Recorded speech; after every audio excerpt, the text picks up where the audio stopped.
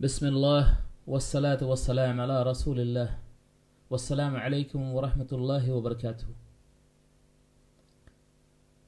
میرے عزیز مسلمانوں، ہماری مسجدوں نے شہادت کی دعائیں کیوں کی؟ آج جو مساجد شہید کی جا رہی ہیں، میں چاہتا ہوں کہ آپ شہادت سے پہلے ان مساجد کو مسلمانوں کے ذریعے دی جانے والی اذیتوں پہ نظر ڈالیں۔ مسجد اللہ کا گھر ہوتا ہے، جہاں اللہ کی کتاب کی تلاوت اور اس کے ذریعے مومنوں کا تزکیہ کیا جانا ہوتا ہے۔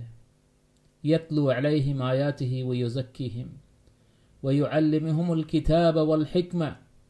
ان مساجد سے پچھلی کئی دہائیوں سے مختلف باطل جماعتوں نے قرآن کو نکال پھینکا ہے، اور باطل کتابوں کی جاہلانہ ترویج سے نہ صرف مسجد کو اذیت دی ہے، بلکہ پوری امت، خاص طور پر مسجد کے اطراف میں رہنے والے مسلمانوں کو گمراہ کر رکھا ہے۔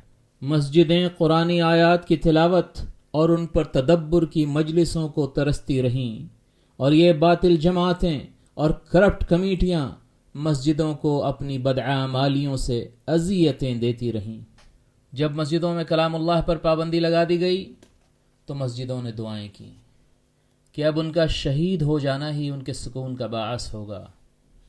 لہٰذا آج جو آپ بلڈوزروں سے مسجدوں کو شہید ہوتے ہوئے دیکھ رہے ہیں تو حیران نہ ہوں، ذرا ان جماعتوں پر بھی اور ان کمیٹیوں پر بھی غور کریں جو مسجدوں کے کاغذات لے کر دم دبا کر بھاگ چکی ہیں، اور مسجدوں کی جائیدادوں سے جمع کیے ہوئے کرائے سے اپنی ذاتی جائیدادیں بنا رہی ہیں۔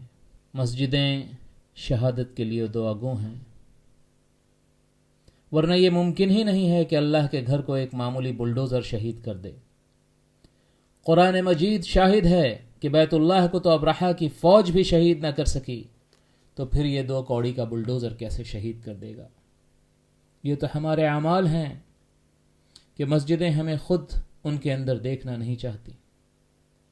وما علینا الا البلاغ والحمد للہ رب العالمین، والسلام علیکم ورحمۃ اللہ وبرکاتہ۔